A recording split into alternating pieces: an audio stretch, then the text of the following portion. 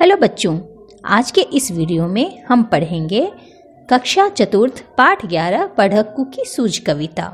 इस वीडियो में आपको कविता का भावार्थ, कठिन शब्दों के अर्थ और अंत में कविता का सारांश जानने को मिलेगा, इसलिए अंत तक बने रहें। बच्चों, आपने तो सुना होगा यह कहावत कि कोल्हू का बैल। जब कोई बहुत मेहनत करता है तो उसे कोल्हू का बैल कहते हैं। ये जो चित्र देख रहे हैं ये कोल्हू का है। पहले के समय में लोग इस लकड़ी के कोल्हू में तीसी या सरसों डालकर बैल की मदद से तेल निकालते थे। इस कोल्हू के बीच में सरसों या तिल डालकर बाद में उसमें बैल को कोल्हू से बांधा जाता था। बैल दिन भर कोल्हू के चारों तरफ घूमता था, जिससे कोल्हू के घूमने से सरसों या तिल के तेल निकलते थे। सोचो कि यदि बैल के पीछे पीछे कोल्हू के चारों तरफ इंसान घूमे तो कितने थक जाएंगे, है ना। इसलिए बैल के गले में घंटी बांध दी जाती है ताकि उसके पीछे किसी को चलना ना पड़े उसे हाँकने के लिए। जब बैल चलेंगे तो उनके गर्दन के हिलने से बैल के गले में पड़ी घंटी की आवाज़ आएगी, जिससे कि बैल के मालिक को पता चलता रहेगा कि बैल रुका है कि चल रहा है। अब चलते हैं कविता के भावार्थ की ओर। एक पढ़क्कू बड़े तेज थे, तर्क शास्त्र पढ़ते थे। जहाँ न कोई बात वहाँ भी नई बात गढ़ते थे। बच्चों, पढ़क्कू का मतलब होता है पढ़ने वाला या तेज इंसान, और तर्क शास्त्र का मतलब होता है एक तरह का विषय जिसमें तर्क विद्या सिखाई जाती थी। और गढ़ने का मतलब होता है बात बनाना।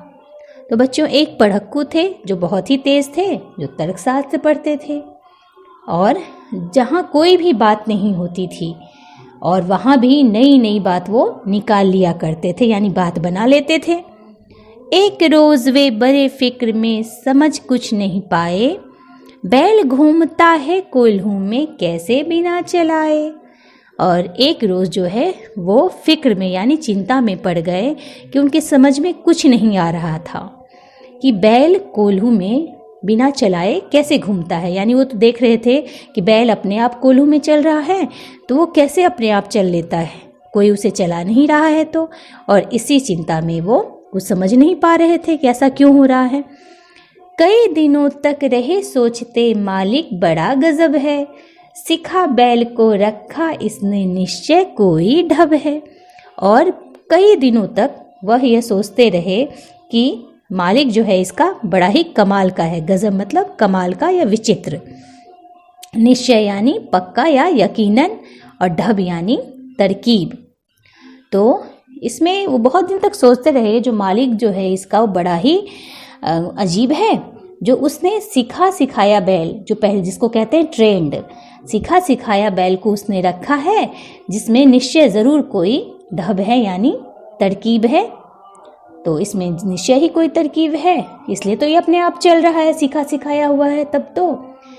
आखिर एक रोज़ मालिक से पूछा उसने ऐसे, अजी बिना देखे लेते तुम जान ये भेद ये कैसे।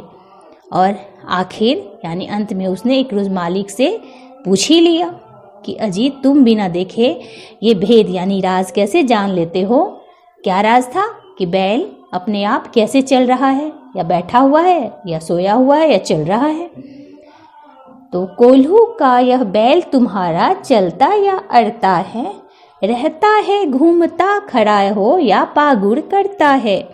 तो उसने एक दिन बैल के मालिक से क्या पूछा, यही कि तुम्हारा जो यह बैल है कोल्हू का, या ये चल रहा है या अड़ता है, अड़ना यानी रुकना, और यह घूम रहा है या खड़ा है या पागुर कर रहा है, तुम्हें कैसे जान लेते हो। पागुर करना यानी जुगाली करना। जुगाली कहते हैं कि बैल जो अपना खाना जल्दी जल्दी में निगल लेता है और फिर बाद में उसे वापस मुंह में ला के आराम से चबाता है, इसे कहते हैं पागुर करना यानी जुगाली करना। उसके बाद है, मालिक ने यह कहा अजी इसमें क्या बात बड़ी है, नहीं देखते क्या गर्दन में घंटी एक पड़ी है। तो मालिक ने कहा कि इसमें कौन सी बड़ी बात है, मतलब इसमें सोचने वाली क्या बात है। तुम देख नहीं रहे हो कि बैल के गर्दन में एक घंटी बांधी हुई है। जब तक यह बजती रहती है मैं ना फिक्र करता हूँ, हाँ जब बजती नहीं दौड़कर तनिक पूंछ धरता हूँ। तो जब तक यह घंटी बजती रहती है मैं फिक्र यानी चिंता नहीं करता हूँ। हाँ, जब थोड़ी देर के लिए ये बैल घंटी नहीं बजती है तब मैं जाकर उसका थोड़ा सा पूंछ धरता हूँ या पूंछ को पकड़ता हूँ। जब मतलब बैल रुक जाते थे और घंटी की आवाज़ बंद हो जाती थी तब यह मालिक जाकर थोड़ा सा पूंछ पकड़ लेता था, फिर बैल चलने लग जाते थे। कहा पढ़क्कू ने सुनकर तुम रहे सदा के कोरे, बेवकूफ मत्तिक की बातें समझ सकोगे थोड़े। कोरे यानी मूर्ख या बेवकूफ और मत्तिक यानी तर्कशास्त्र।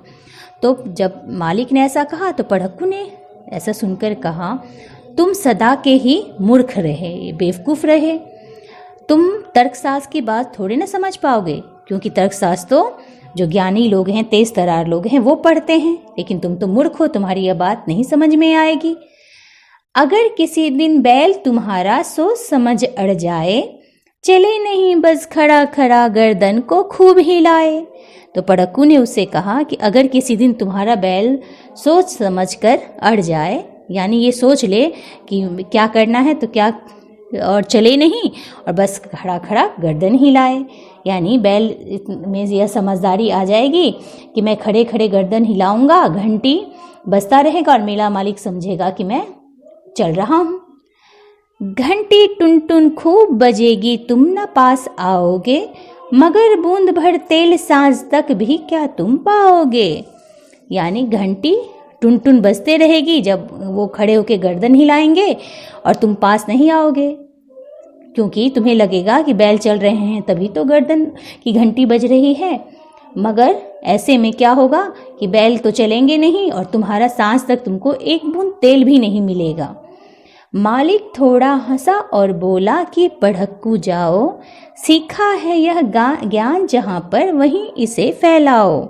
और मालिक थोड़ा सा हंसा और पढ़क्कू से बोला कि तुम जो जहाँ से ये ज्ञान सीख के लाए हो वहीं अपने ज्ञान को जाकर बांटो।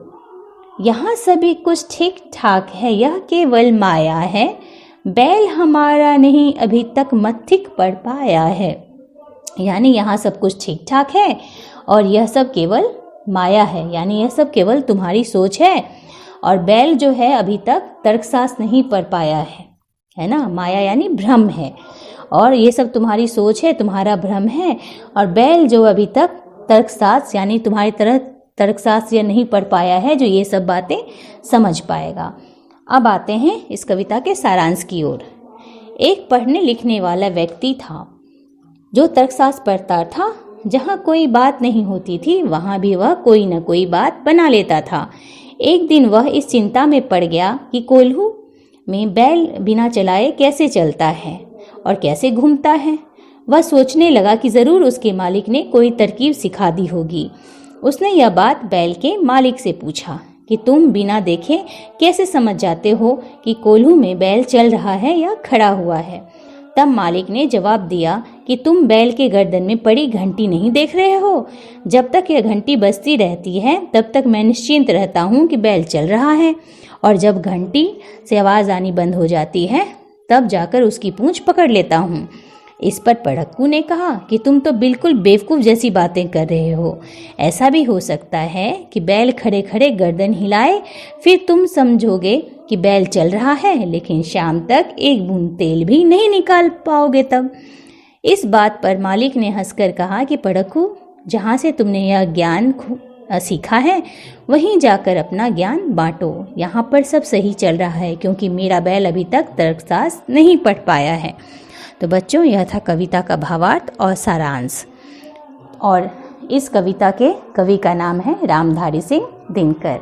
जो भी मेरे इस वीडियो में पहली बार आए हैं उनसे आग्रह है कि बेल का आइकन दबाकर मेरे चैनल को ज़रूर सब्सक्राइब करें ताकि आने वाले सारे वीडियोस के नोटिफिकेशन सबसे पहले आपको मिले। धन्यवाद।